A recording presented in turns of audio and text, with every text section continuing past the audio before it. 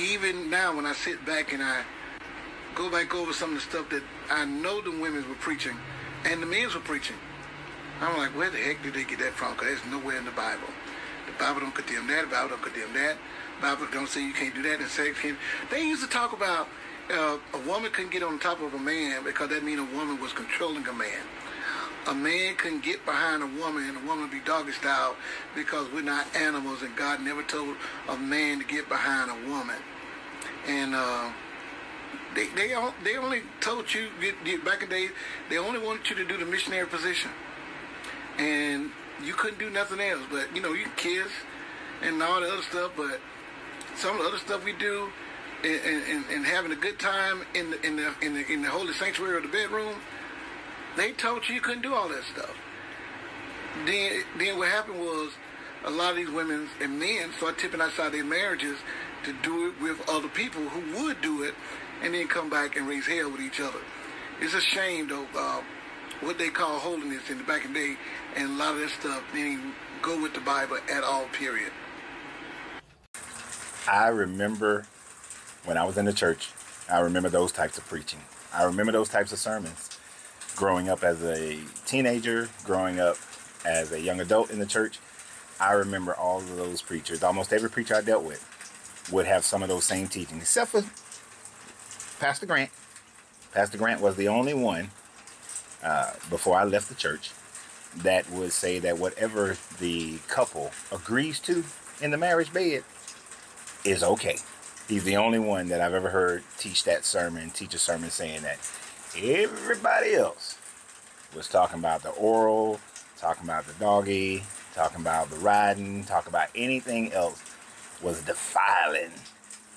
And I understood, and I remember coming to one pastor and I was like, you know, this is something that was taught from the Puritans, from the Catholic Church actually, and then became a part of the Puritan movement that came to the Americas before serious colonization began.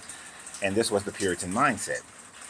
And although many people in those time frames were not adhering to any of those things themselves, they would still preach those, and they would still make that a part of basic American society and how a couple should be in their bedroom. Christians always want to be in someone's bedroom. But I saw exactly what this man is saying. I saw those deacons, and I saw those pastors, and I saw those other men of God and women of God going outside of their marriage to go get what they desired. There was even a saying, and I was beside myself when I heard it. I heard some mothers of the church say that the missionary, those types of things, that's what a wife does. He will go out in the street and get those other things, but a wife is not supposed to do those things. Let him go out in the street and get those things. Telling these women that they should still stay with their husbands while they're out there in the streets getting those things that they cannot get from their wives, when the simple fix would have been for the wives to do those things that their husband desired. And you can flip that for those husbands to do those things that the wife desired so that she didn't go out and get it.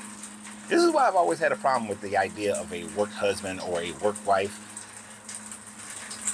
That is not allowable at all. If it ever came to a point where I had a woman telling me that she had a work husband, then we don't need to be together anymore. You need to go and be with your work husband and not me.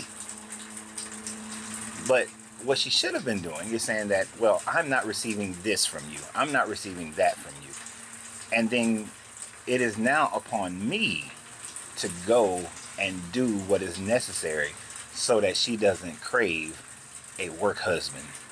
And the same thing for a man that craves a work wife. That is all the bullshit and will spell the end of a marriage, end of a relationship. You want to maintain a good relationship? Be what your partner needs. If you cannot be what your partner needs, then y'all should break it up and go find someone who can be what you need, and they can find what they need. Y'all have a great day. And remember always, you have to free yourself to be yourself, because your greatness is non-negotiable. Good journey, good vibrations.